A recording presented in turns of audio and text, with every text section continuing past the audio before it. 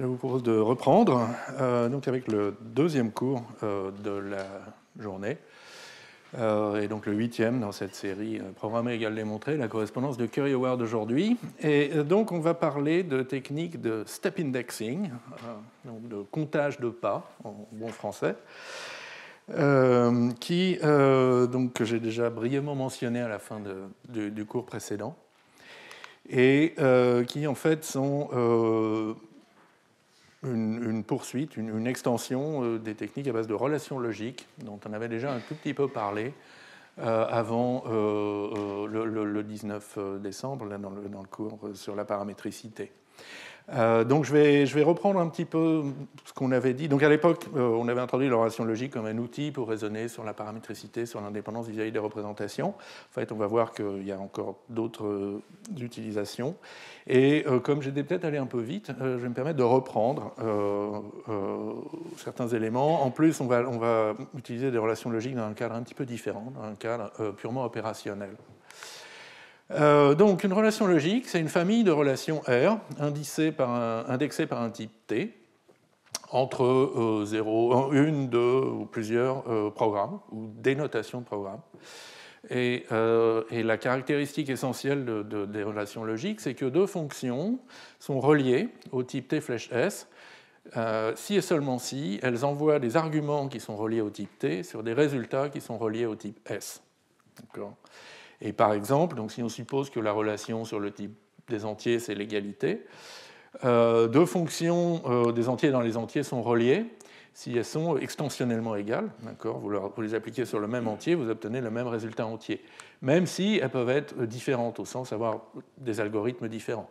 Par exemple, lambda n, n plus n, et lambda n, n fois 2. Pas forcément exactement le même calcul que vous menez, mais elles sont reliées au type int flèche int. Alors, on avait, le 19 décembre, on avait pas mal utilisé de sémantique dénotationnelle. Donc, l'idée que nos termes, nos programmes, ils ont un modèle, par exemple, en théorie des ensembles, et donc une fonction du programme, ça peut être vu comme une fonction mathématique. Alors, ça allège les notations et ça aide à faire des définitions plus compactes, mais ça a aussi d'autres problèmes. Donc aujourd'hui, on ne va pas utiliser de sémantique dénotationnelle, uniquement des approches opérationnelles, en particulier parce qu'on veut avoir une notion d'étape de calcul, de nombre d'étapes de calcul qui nous mènent au résultat, et ça, c'est quelque chose d'essentiellement opérationnel. Et donc, on veut le rendre explicite. Et donc, dans une vision opérationnelle, les relations logiques relient deux expressions du langage, et non pas la dénotation de deux expressions du langage. Et la sémantique du langage est donnée donc, par cette relation de réduction à se réduit en A', ou se réécrit en A', qui représente moralement une étape de calcul, comme par exemple la bêta-réduction, quand vous appliquez une fonction. Et avec ça, on peut former des séquences de réduction à partir de notre programme A. Si on a une séquence infinie, ça veut dire que le programme diverge, un calcul qui ne termine pas. Si on a une séquence finie de réduction qui termine sur un terme V qui est irréductible et qui appartient à l'ensemble des valeurs, on dit que c'est une terminaison normale et que V, c'est la valeur de notre programme, c'est le résultat final.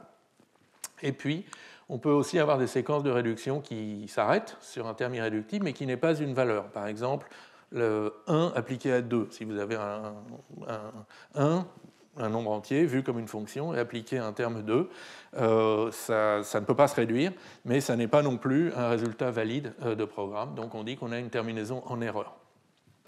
Alors pour simplifier encore un peu plus, on va se fixer une stratégie de réduction. Donc moi j'aime bien l'appel par valeur. Donc on peut faire des bêta-réductions. Si vous avez une fonction, lambda x.a, appliquée à quelque chose, vous pouvez substituer le paramètre x par l'argument effectif v dans le corps de la fonction et puis continuer les réductions, mais seulement si v, l'argument, a déjà été réduit en une valeur, donc ce qui force l'argument à avoir déjà été calculé jusqu'à une valeur. Bien, donc tout ça est assez classique, et du coup, quand on veut définir des relations logiques sans sémantique dénotationnelle, juste en opérationnel, en fait, c'est plus pratique de définir deux relations logiques. Il y en a une V, indicée par les types, et E, indicée par les types. V qui relie des paires de valeurs, et E qui relie des paires d'expressions, de calcul. Donc, par exemple, au type int, comme on disait tout à l'heure, les valeurs qui sont reliées, c'est des n et n, pour tout n entier, n valeurs entières. Et au type T flèche S, les valeurs qui sont reliées, ce sont deux lambda, deux fonctions, lambda x1 à 1, lambda x2 à 2, telles que, si vous choisissez deux arguments reliés, V1 et V2 dans la relation V de T, alors les calculs obtenus en substituant x1 par V1 dans A1, x2 par V2 dans A2 sont reliés dans la relation des expressions au type S.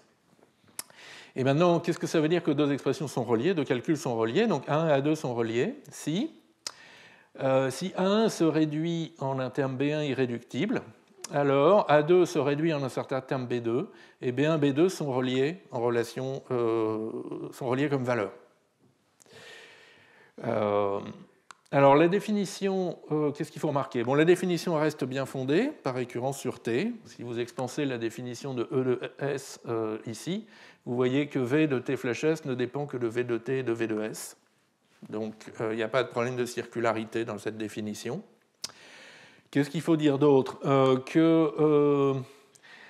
Si votre terme A1 se réduit en erreur, donc B1 irréductible mais qui n'est pas une valeur, alors ça va forcément être faux, d'accord, puisque dans les V, il n'y a que des paires de valeurs. Et donc ça montre qu'un terme qui se réduit en erreur, en fait, est relié à n'importe quoi.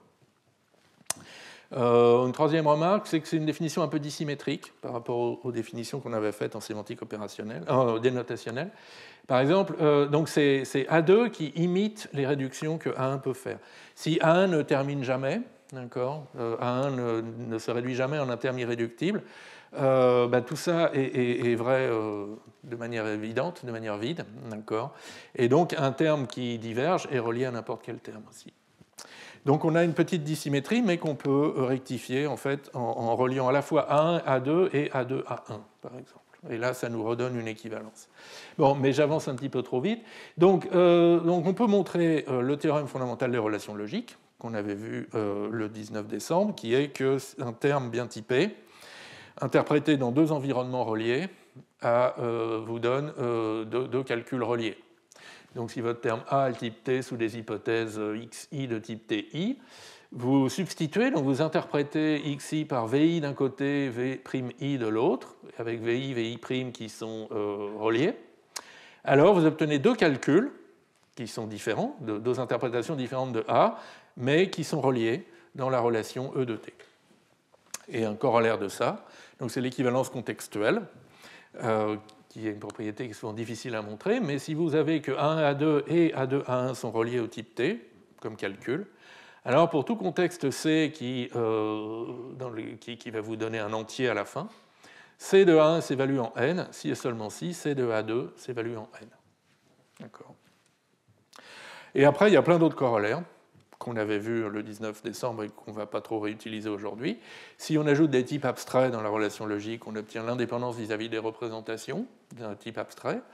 Si on ajoute du polymorphisme, on obtient des théorèmes gratuits, le fait qu'une fonction polymorphe satisfait forcément certaines égalités algébriques, etc. Bien. Et alors, en revanche, ce qu'on va faire beaucoup aujourd'hui, c'est s'intéresser à des relations unaires, donc des prédicats, en fait, sur des valeurs ou des termes. En d'autres termes, c'est comment interpréter les types T comme des ensembles de valeurs et des ensembles d'expressions. Par exemple, l'interprétation du type int, c'est l'ensemble des valeurs n qui sont entières, et l'interprétation du type T flèche S, c'est l'ensemble des lambda abstractions qui envoient des valeurs de V de T dans des calculs E de S. Et une expression est type T si, quand elle se réduit en un terme irréductible, ce terme est dans l'ensemble V de T. Et là, même remarque que tout à l'heure, une expression qui est en erreur, irréductible mais pas une valeur, comme 1 impliqué à 2, n'est dans aucun V de T. Et donc une expression qui se réduit en erreur, comme A qui se réduirait en 1 impliqué à 2, n'est dans aucun E de T. Et alors là aussi, on a un théorème fondamental des relations logiques. Donc si votre terme est bien typé et que vous interprétez ces variables libres par des valeurs du bon type, alors vous obtenez un calcul du bon type. Et le corollaire, un corollaire, c'est la sûreté du typage. Montrer que si vous avez un terme A de type T, sans variable libre, A ne peut pas se réduire en erreur. Soit il se réduit en une valeur, soit il diverge, parce qu'il est dans E de T, dans l'interprétation de son type, et on vient de voir que les termes qui se réduisent en erreur ne sont pas dans E de T. Et donc ça, c'est le fameux slogan de Robin Milner, « Well-typed terms do not go wrong ». Des termes bien typés ne partent pas en sucette, si je peux, si je peux simplifier un peu la traduction. Il y a des techniques plus simples pour montrer la sûreté du typage, mais c'est intéressant de l'avoir juste comme corollaire ici. Donc, jusqu'ici, tout va bien. Et le problème auquel on va s'attaquer maintenant, c'est d'ajouter plus de types à notre relation logique et à notre modèle des types sous forme d'ensemble de valeurs ou de termes. Et en particulier des types récursifs, donc des types de données inductives, voire algébriques généraux.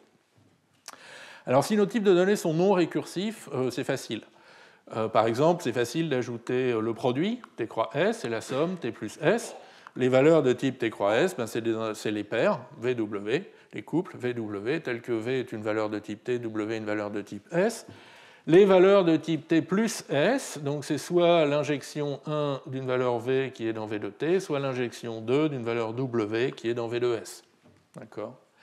Et le point important, c'est que la définition de V de T reste bien fondée par récurrence sur le type T. Les définitions ici font appel à des V pour des types strictement plus petits. À droite, les V sont pour des types strictement plus petits que les types mentionnés à gauche. Alors là où ça commence à sentir un peu le roussi, c'est des types inductifs comme les listes. D'accord. Donc par exemple le type des listes de alpha, donc c'est nil ou cons avec un alpha et un alpha liste. Alors bien sûr, on a envie de dire que les valeurs de type t-list, c'est soit nil, soit le constructeur cons appliqué à une valeur v qui est dans v de t et une valeur w qui est dans v de t-list. Et là, on voit apparaître une circularité apparente, puisque v de t-list est à la fois à gauche et à droite de cette équation. Malgré tout, ça reste bien fondé, parce qu'on peut faire une récurrence locale sur la structure de la valeur v, qui va nous définir v de t de liste, et ensuite une récurrence globale sur la structure du type t. Donc on peut réécrire ça comme ceci, d'accord ? V de t de liste, c'est le plus petit ensemble x qui contient un nil, qui est égal à nil union cons de v et de w, où v est dans v de t et w est lui-même dans x. D'accord ? Donc ça, c'est le point fixe local. Et là, vous voyez maintenant que v de t de liste est défini en termes de v de t, et tout va bien. Alors une manière moins pédante de dire ça, c'est juste que les valeurs de type t de liste, liste de t, c'est en fait de la forme cons de v1, cons de v2, cons de vn nil, pour 0, 1 ou n valeurs v, qui doivent toutes être des valeurs de type t. Bon.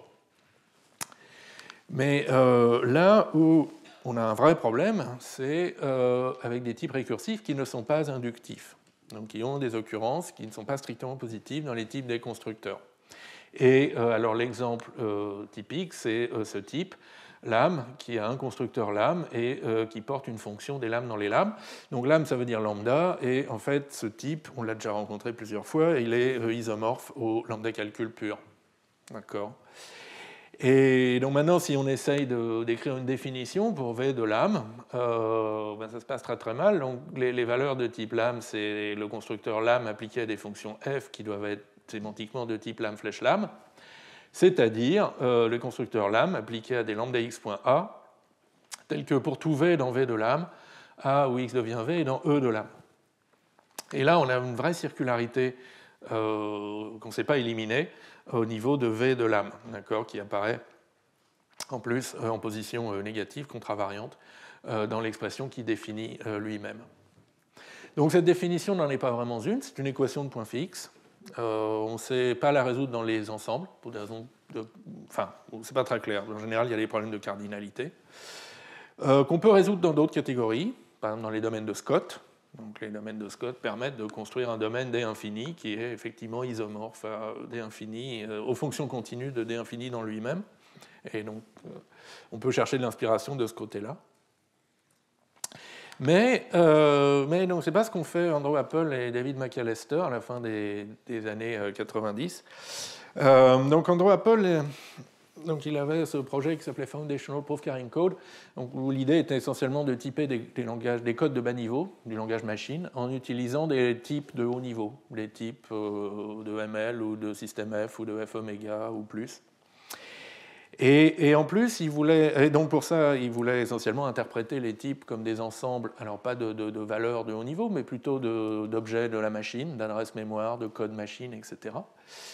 Et il voulait une interprétation qui se mécanise facilement, donc qui puisse être vérifiée, exprimée et vérifiée dans un assistant de preuve très simple. Donc il avait choisi ELF à l'époque, donc la logique LF.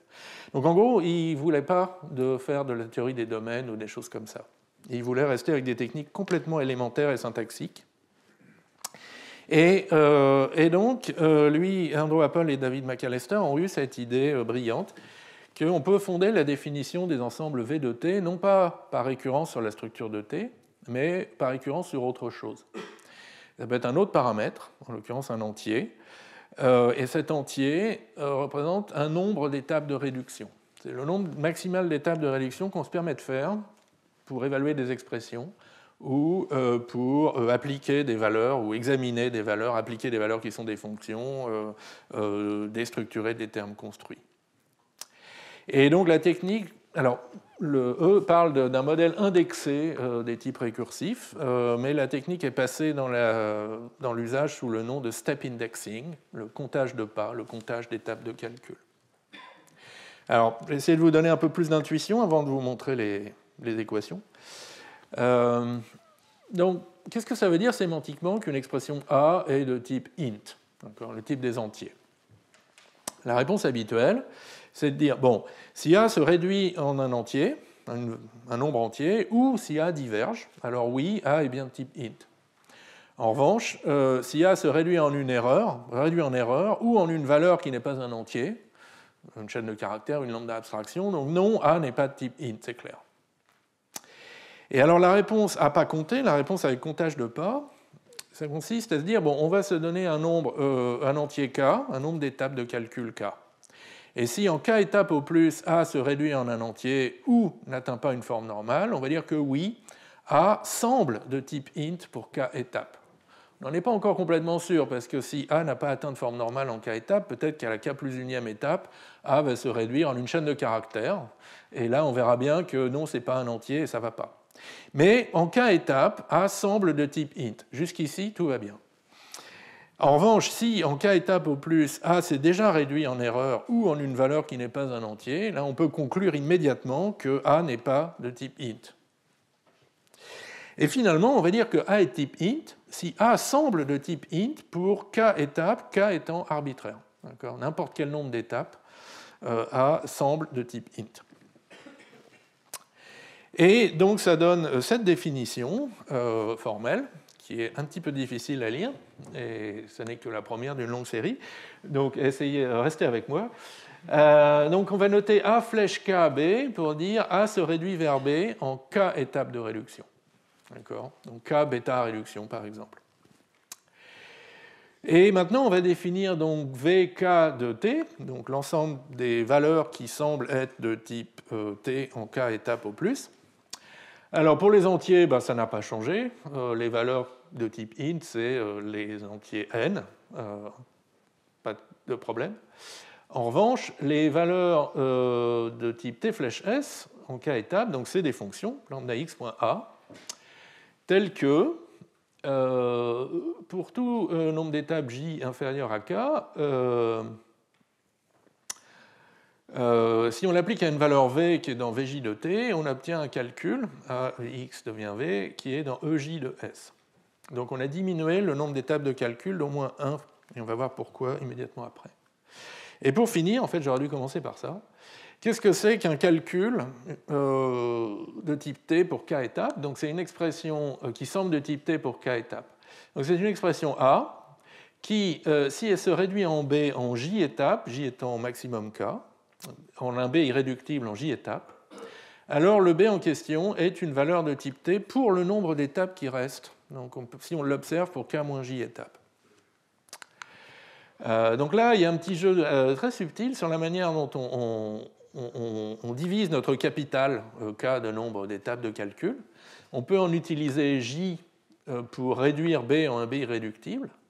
Et après, mais supposons qu'on ait consommé toutes nos k étapes, ben en fait, on peut plus vraiment observer B, d'accord, il n'y a pratiquement rien qu'on peut dire sur B. Si B est une lambda abstraction, par exemple, on ne peut plus l'appliquer, on n'a plus de carburant, d'accord, on n'a plus d'étapes de calcul, donc en gros, on va avoir ici une condition très faible. En revanche, si B se réduit très vite, A se réduit en très peu d'étapes de calcul vers B, alors il nous reste plus d'étapes de calcul pour examiner le résultat B. Donc une abstraction, je crois que je l'avais déjà dit, alors, sauf que pourquoi J strictement plus petit que K ici, alors que là c'est J inférieur ou égal à K? Eh bien, c'est que l'idée, c'est que pour observer une valeur de type T flèche S, c'est forcément une fonction, il faut forcément l'appliquer à une valeur. Et l'application, ça va compter une étape de calcul. Il y a une bêta-réduction qui est cachée ici, d'accord? Et donc, parce qu'il y a une étape de bêta-réduction, forcément, il nous reste J étapes strictement plus petit que K, d'accord, pour choisir une valeur et l'observer, et exécuter la fonction sur cet argument et observer ce que ça donne. Et alors, dernier mystère, pourquoi ici on prend une valeur qui semble de type T pour seulement J étapes? C'est l'idée que le calcul qui est ici, alors il va pouvoir observer la valeur V, d'accord, mais il ne va pas pouvoir l'observer pour plus de J étapes. Lui-même, il va faire quelques calculs, et puis il va aller regarder dans la valeur V des choses, il va l'appliquer si c'est une fonction, il va faire du filtrage dessus si c'est un terme construit, mais tout ça va consommer des étapes de calcul. Et donc, en J étapes de calcul, excusez-moi, on ne peut pas vraiment observer la valeur J à une profondeur plus grande que... la valeur V à une profondeur plus grande que J. Bon, donc voilà la définition. Et alors elle semble un petit peu compliquée, mais là où les morceaux du puzzle vont s'assembler, c'est quand on ajoute des types récursifs. D'accord ? Donc, alors on va utiliser la même présentation qu'à la fin du cours précédent. Donc, si on a un opérateur f des types dans les types, on va noter mu-f, donc ce type algébrique, un constructeur, roll, qui vous prend donc un f de mu-f et vous renvoie un mu-f, et puis le unroll étant le destructeur, le filtrage correspondant. Du coup, on a cette règle de réduction, unroll de roll de v, c'est v, d'accord, qui est une règle qui s'ajoute à la bêta-réduction. Et donc maintenant, c'est quoi l'ensemble des valeurs de type mu-f? Alors c'est forcément roll de quelque chose, d'accord, roll c'est le constructeur du type mu-f. Au niveau 0, c'est roll de v pour n'importe quelle valeur v, parce que de toute manière, on ne va pas pouvoir examiner. Si on n'a plus de temps de calcul, on ne va pas pouvoir examiner en dessous de roll, d'accord, on ne va pas pouvoir aller appliquer le destructeur unroll et examiner la valeur v. Et pour k plus une étape, donc les valeurs de type mu-f sont de la forme roll de v, où v est de type f de mu de f, l'argument du constructeur roll, pour k étapes. D'accord ? Donc on examine l'argument du constructeur pour une étape de moins.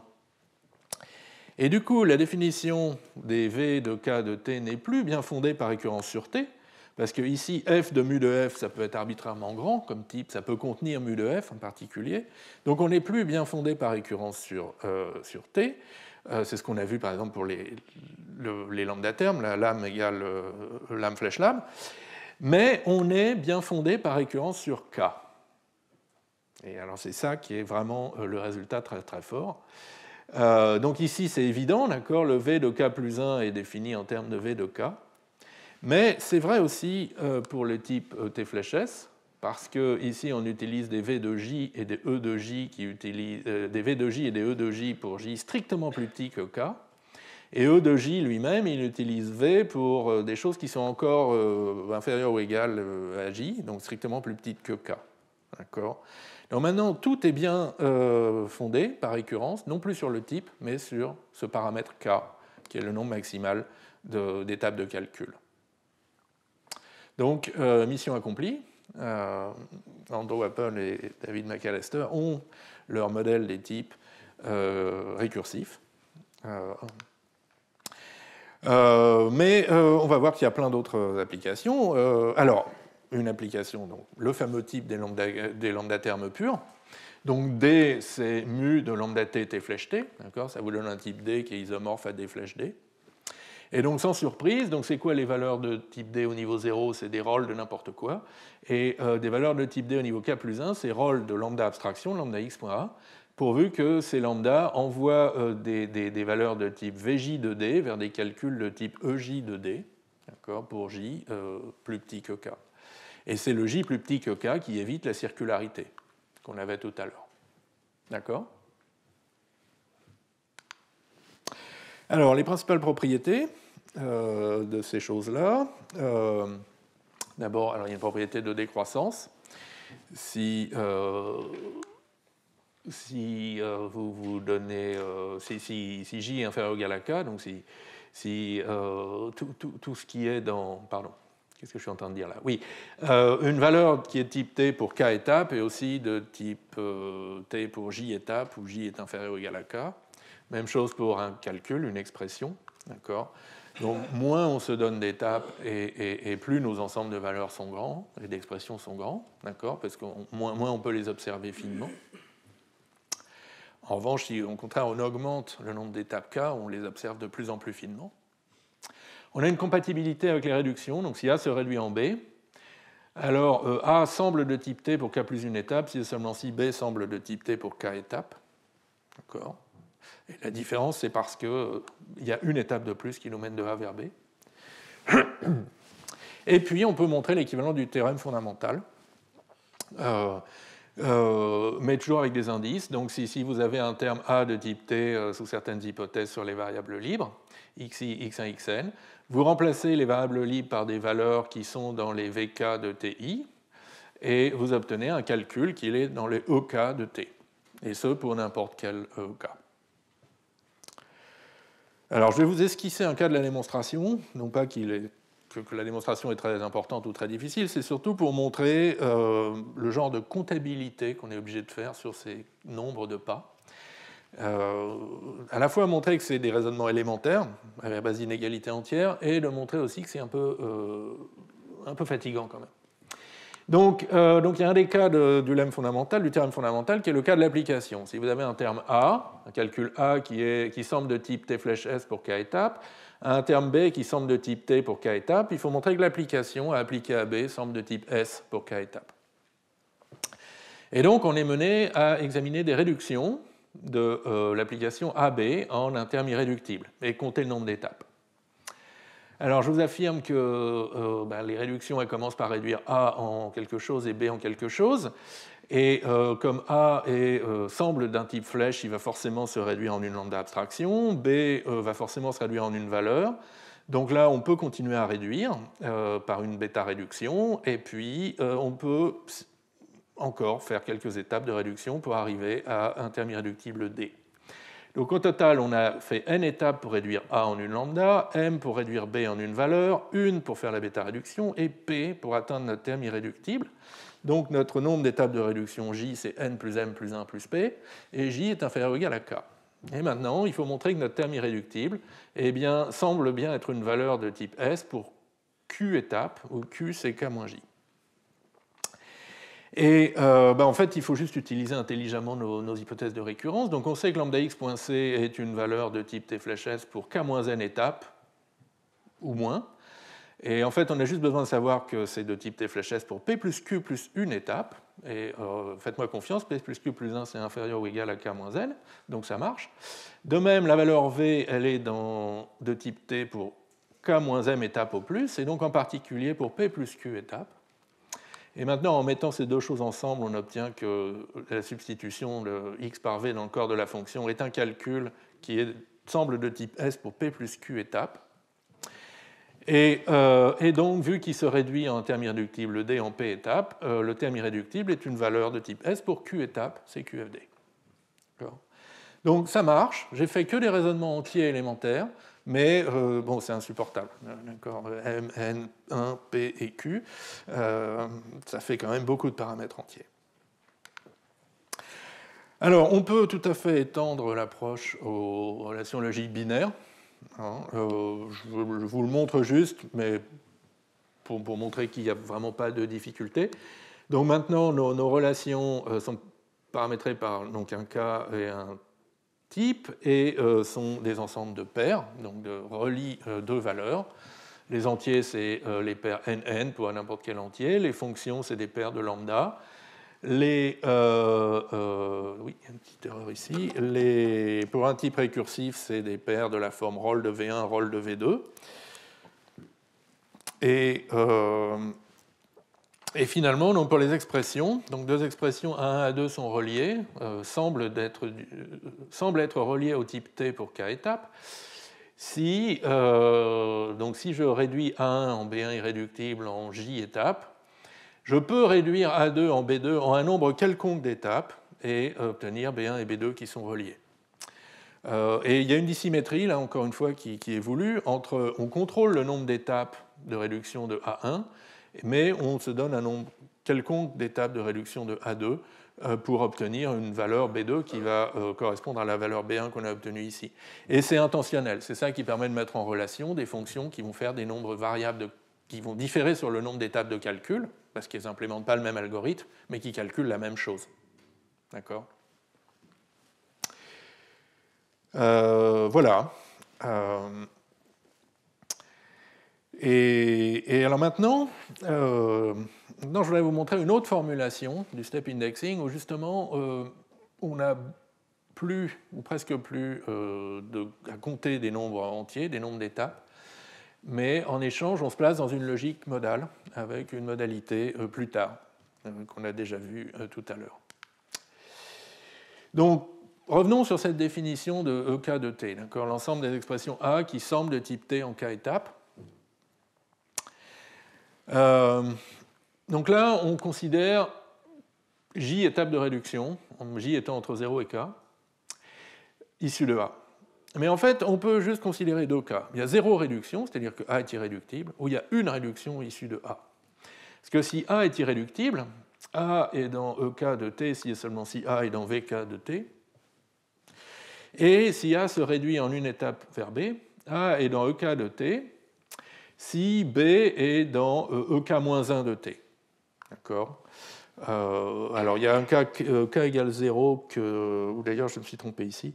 Le cas K égale 0, en fait, c'est toujours vrai, donc, contrairement à ce que j'ai écrit ici. Donc si et seulement si K égale 0 ou B est dans EK-1 de T.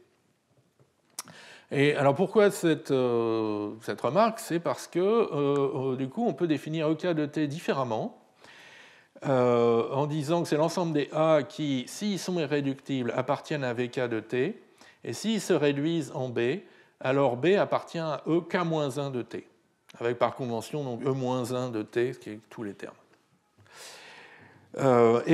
Cette définition, elle est équivalente, et elle reste bien fondée par récurrence sur K, parce que vous voyez que là, on fait appel à EK-1 de T, et puis là, on fait appel à un VK, qui lui va faire appel à des EJ, qui est avec J plus petit strictement que K, donc tout va bien.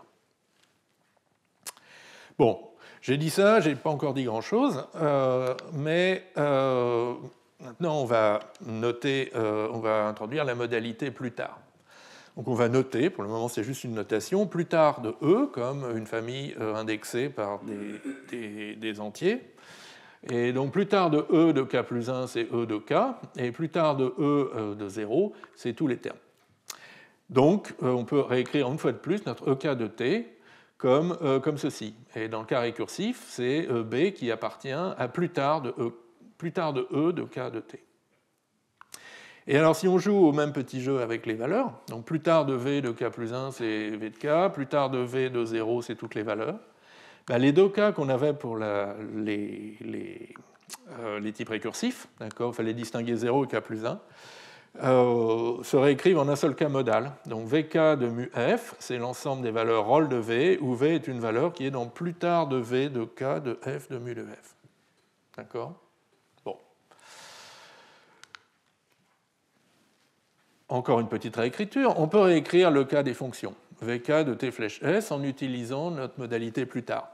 Donc rappelez-vous, on avait ça avec une quantification sur les j strictement plus petits que k, et qu'on peut réécrire un petit peu différemment en disant, donc pour toute valeur v, pour tout j inférieur ou égal à k, si v est dans plus tard de v de j, alors le calcul est dans plus tard de e de j de s. Et pourquoi réécrire comme ça ? Parce que ça nous donne une quantification qui a la bonne tête, qui a la tête de l'implication dans le modèle de Kripke intuitionniste. D'accord ? Rappelez-vous, dans le modèle K, dans le monde K, pardon, le monde c'est nos entiers, hein, c'est nos indices. Dans le monde K, A implique B, si et seulement si pour tout J inférieur ou égal à K, A est vrai dans J, implique B est vrai dans J.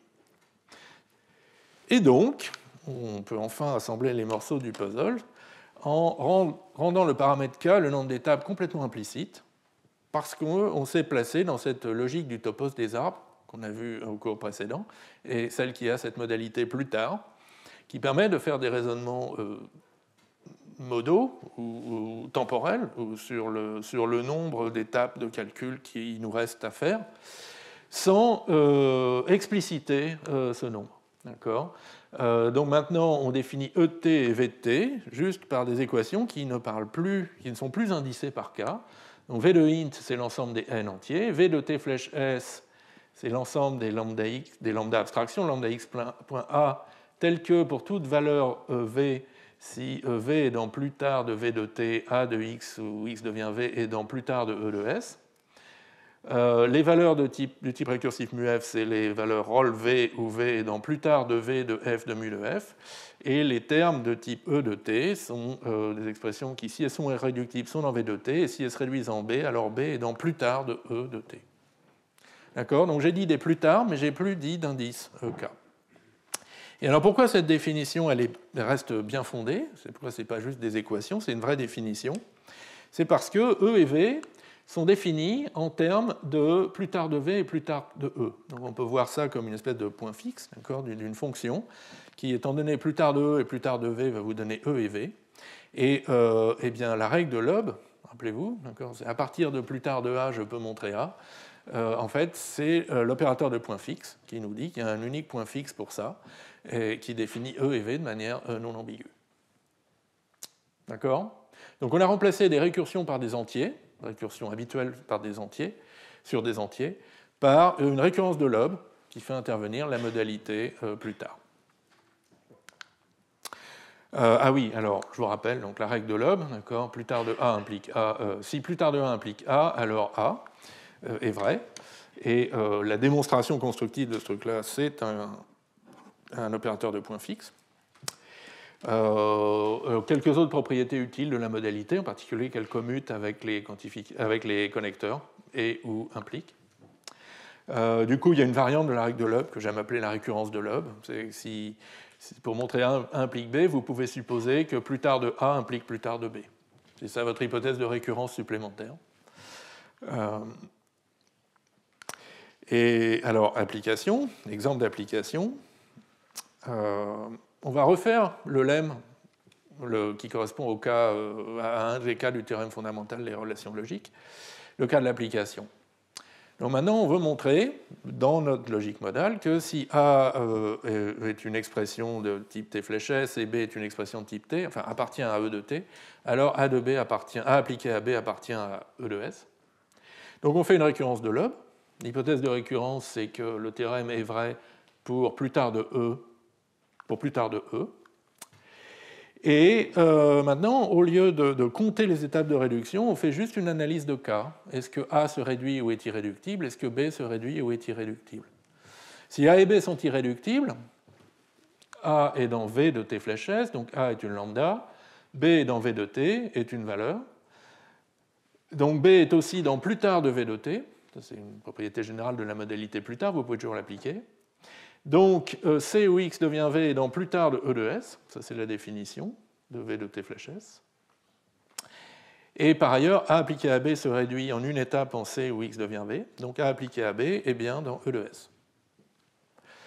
Et puis les cas où A se réduit ou bien A est irréductible mais B se réduit, en fait découlent directement de l'hypothèse de récurrence parce qu'on peut faire une réduction sur l'application aussi. Bon, je ne rentre pas dans les détails plus, mais juste pour vous montrer qu'il n'y a plus de comptage de pas. On ne fait plus cette comptabilité un peu pénible où on décompose nos cas étapes en n plus m plus 1 plus p plus q. En fait, la récurrence qu'on fait, c'est une récurrence dans le style de Loeb. Alors, un autre avantage, ou autre chose que cette formulation rend assez facile, c'est de compter certaines réductions uniquement. Donc, par exemple, on peut ne pas compter les bêta-réductions, mais seulement compter les réductions unroll de roll. Et ça correspond en fait à appliquer la modalité plus tard de manière plus économe. On va par exemple l'appliquer là où on a absolument besoin, c'est-à-dire dans le cas des types récursifs, parce que là on va se retrouver avec un type plus grand, donc il faut absolument passer à plus tard. En revanche, on peut ne pas appliquer la modalité dans le cas des types flèches, parce que là on reste bien fondé par récurrence sur les types. Et du coup, il faut ajuster un petit peu qu'est-ce qu'on compte comme réduction. Donc si on n'a fait que des bêta-réductions, ça compte pour 0, il n'y a pas besoin de modalité. Et si on a fait exactement une réduction unroll et 0, une ou plusieurs bêta-réductions, alors il y a une modalité appliquée. Et ce que je veux vous faire remarquer, c'est que la définition de V et de E reste bien fondée par une double récurrence. D'abord une récurrence locale sur la structure du type T, puis par une récurrence de lobe pour traiter ces deux cas-là. Alors autre extension qui fonctionne très bien, et je ne rentre pas trop dans les détails, c'est on peut faire des relations logiques binaires dans ce style, donc sans comptage d'étapes explicite, mais avec une modalité plus tard. Voilà. Je ne vais même pas vous lire les définitions. Maintenant, je voudrais passer à une autre extension difficile, des relations logiques qui deviennent possibles avec le comptage d'étapes.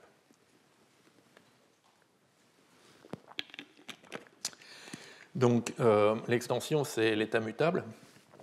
Donc, l'état mutable, c'est la caractéristique principale des langages de programmation impératifs.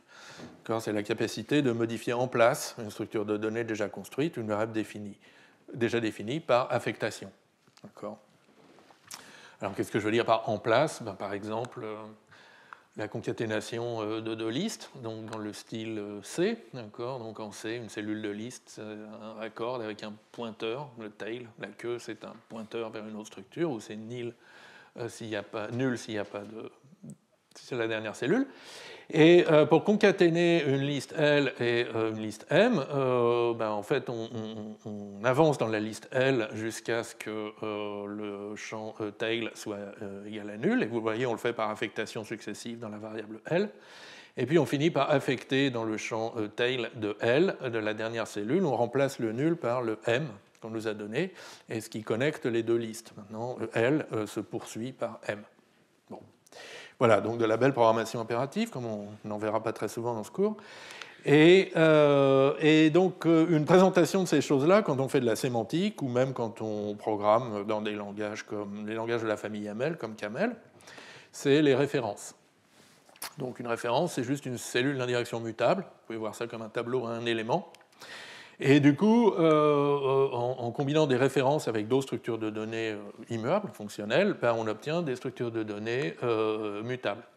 Par exemple, si vous prenez les listes habituelles comme en Camel, mais vous dites que cons, ça prend une alpha ref, donc une référence vers une valeur de type alpha, et une référence vers une alpha mlist, d'accord, vous avez une liste à la C, dans laquelle vous pouvez muter dans chaque cellule de liste, aussi bien la tête que la queue. Bien, donc ça suffit pour faire de la programmation impérative, ou du moins pour raisonner dessus. Et donc on a un type tref, qui sont les références qui contiennent des valeurs de type t. Une fonction pour créer et initialiser une référence, donc vous lui donnez une valeur initiale de type t, elle vous renvoie une tref, une référence contenant cette valeur.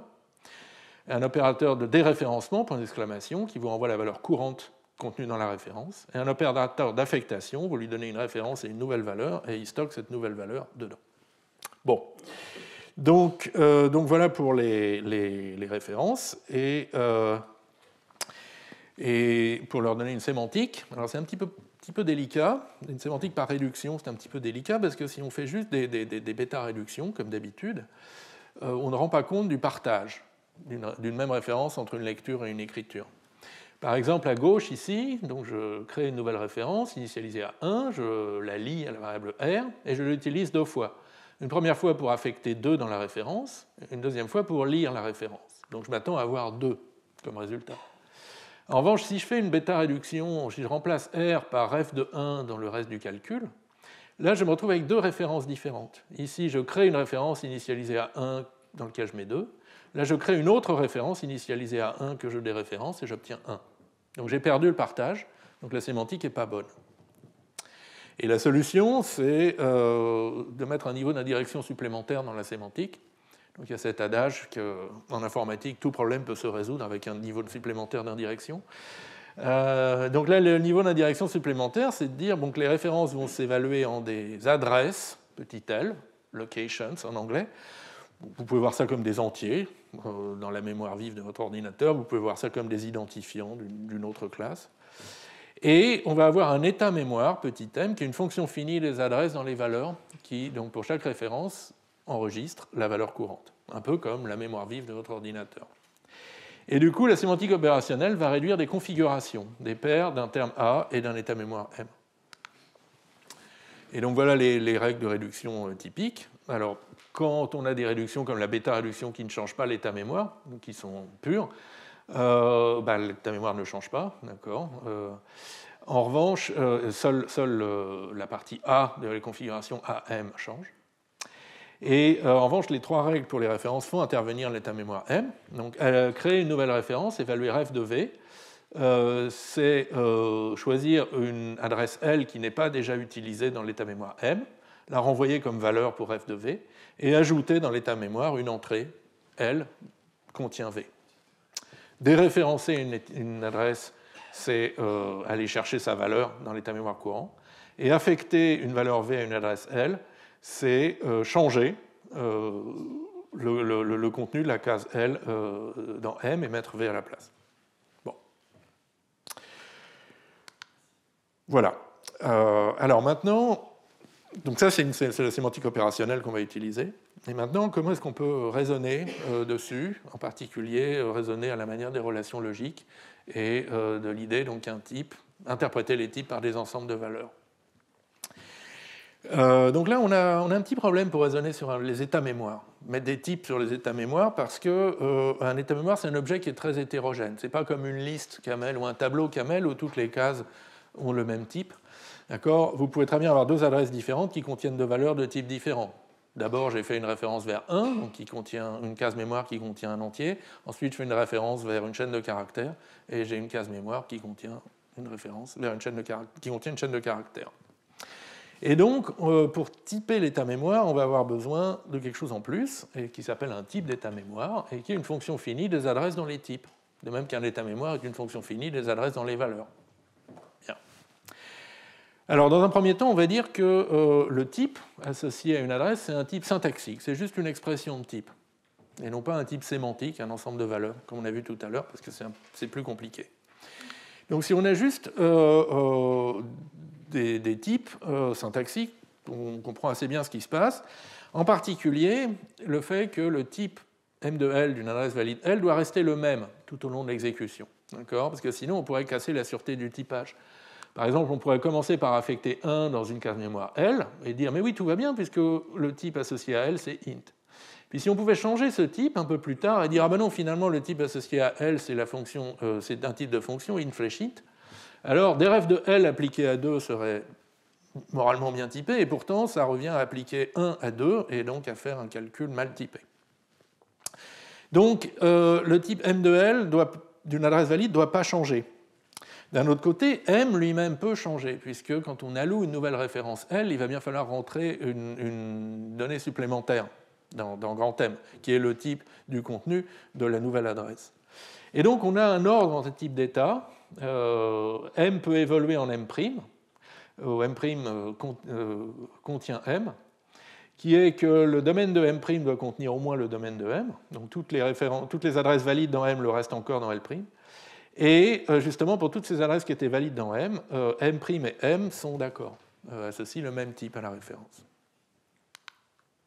Et donc avec ça, on arrive à refaire un modèle des types références. Un modèle des types, qui inclut les types références. Donc cette fois-là, on n'interprète pas juste des types, mais des couples d'un type et d'un type d'état mémoire. Et alors pour les entiers, c'est les entiers. Les valeurs de type tref dans un type d'état mémoire grand M, c'est toutes les adresses qui ont le type T d'après grand M. D'accord ? Enfin, qui sont valides et qui ont le type T d'après grand M. Je saute tout de suite aux expressions. Une expression de type T dans l'état mémoire grand M, c'est une expression A qui, si vous la mettez dans une mémoire petit m, qui est d'accord avec le type d'état mémoire grand M, alors si c'est irréductible, A est une valeur de type T, M, et si ça se réduit en une étape, en un nouvel état mémoire M' et un nouveau terme B, alors l'état mémoire est bien typé dans une extension du type d'état mémoire grand M, parce qu'on a pu allouer, d'accord, donc on a pu étendre, et B est dans plus tard de E, de T et de M'. Et puis il nous reste les fonctions, et où là aussi il faut quantifier en fait sur tous les M' qui peuvent contenir M, parce que entre le moment où on examine la fonction et le moment où on va vraiment l'appliquer, on a pu allouer de nouvelles références. D'accord, et donc le type de l'état mémoire a pu grossir. Bon. Mais voilà, donc modulo les petits changements que j'ai mis en rouge. Ah oui, et puis j'ai oublié de vous dire qu'est-ce que ça veut dire qu'un état mémoire appartient à un type d'état mémoire. Eh bien, ça veut dire en fait que le contenu de chaque case mémoire valide est bien dans l'ensemble de valeurs qui correspond au type annoncé pour cette case mémoire. Bon, donc les notations pèsent 3 tonnes, mais je crois que l'intuition est relativement claire, d'accord. Et les changements par rapport au cas purement fonctionnel, donc sans état mutable, sont relativement localisés. Et ce typage par des types syntaxiques, il suffit pour démontrer la sûreté du typage en présence de références. D'accord. En revanche, il ne permet pas d'aller beaucoup plus loin. Et le genre de choses où on voudrait aller plus loin, c'est de pouvoir dire telle case mémoire, telle référence, au lieu de contenir n'importe quelle valeur de son type, elle contient en fait certaines valeurs de son type. Il y a un invariant qui est vrai sur le contenu de cette case mémoire. Alors l'exemple typique, c'est cette fonction gensim, donc générateur de symboles, qui vous renvoie un nouvel entier à chaque fois que vous l'appelez. Donc c'est une fonction qui a un état local, qui est cette référence, initialement à 0, et qui est liée à la variable c. Et la fonction elle-même, donc à chaque fois qu'on l'appelle, elle incrémente c, et elle vous renvoie la valeur courante. Et là, il y a un invariant, alors en supposant une arithmétique entière exacte, sans débordement, l'incrément de c ne déborde jamais. L'invariant, c'est que le contenu de c est toujours supérieur ou égal à 0 pendant toute l'exécution du programme.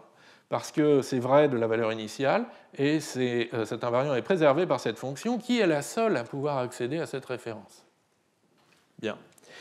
Et cet invariant, on aimerait bien le refléter dans notre modèle des types en disant le type sémantique, cette fois-ci associé à l'adresse mémoire L étant la valeur de C, c'est pas l'ensemble de tous les entiers, c'est l'ensemble des entiers supérieurs ou égal à 0.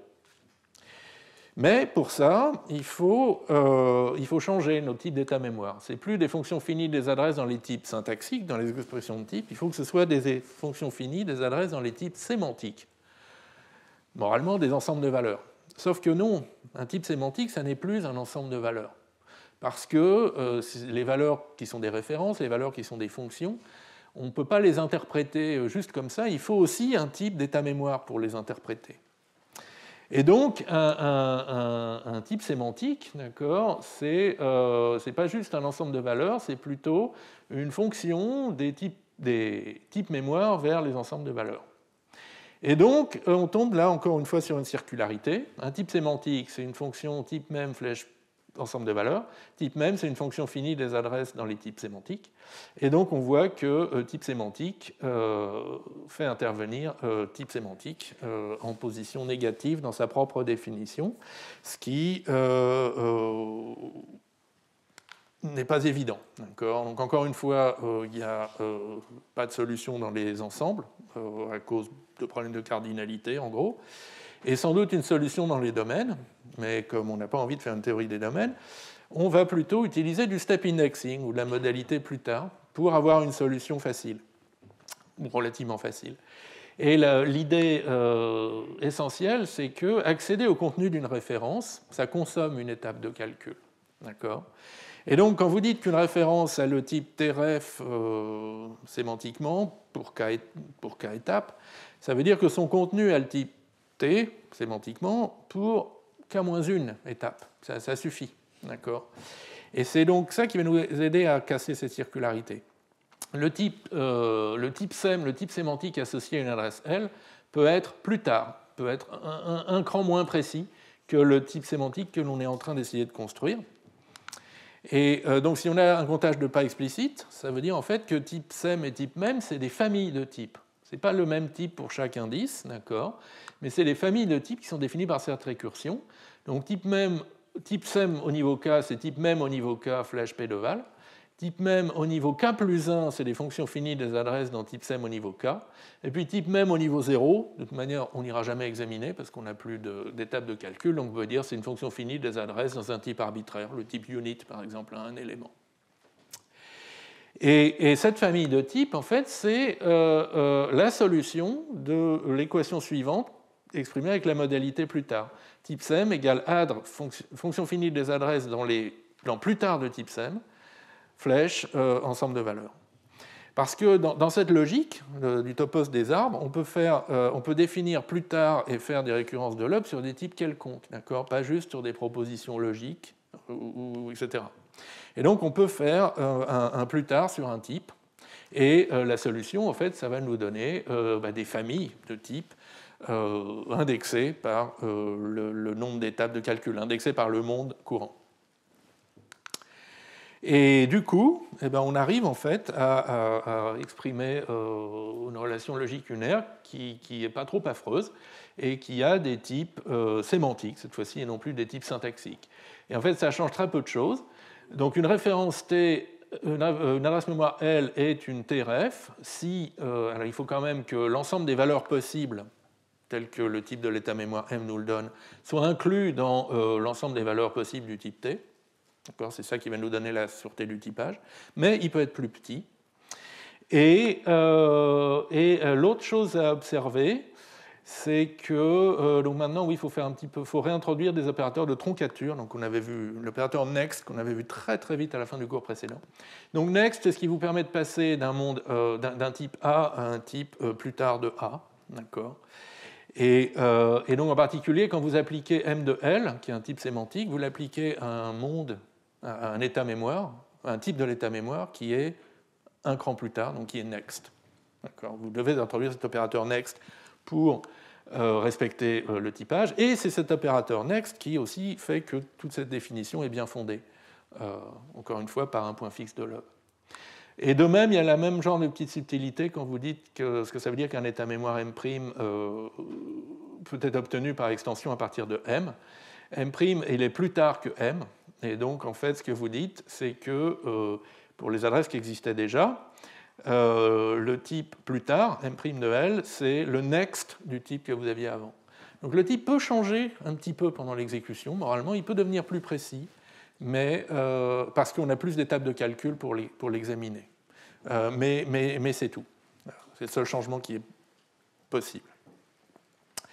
Bien, bon, tout ça est un peu indigeste, et donc de toute manière, il est temps de conclure ce cours. Mais, donc, alors, si vous trouvez ça un peu indigeste, vous trouverez que l'extension en relation logique binaire est vraiment indigeste, et d'ailleurs je ne vais pas vous le montrer, mais je vous renvoie par exemple aux articles de Dreyer et Rosberg et leurs co-auteurs. Et donc ça, avec des relations logiques binaires de ce style, vous pouvez mettre en relation deux fonctions qui ont de l'état mutable, et montrer qu'elles sont observationnellement équivalentes. Donc ça, c'est un exemple qui est dû à Pitts et Stark en 1998.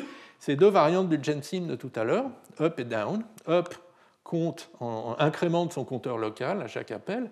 Down décrémente son compteur local à chaque appel, mais il renvoie l'opposé de son compteur local. Et donc, si vous appelez ces fonctions le même nombre de fois, vous allez obtenir le même nombre entier, même si l'état interne est différent. D'accord ?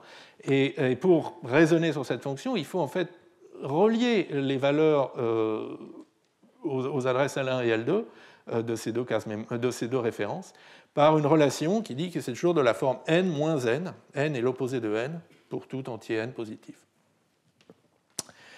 Bien.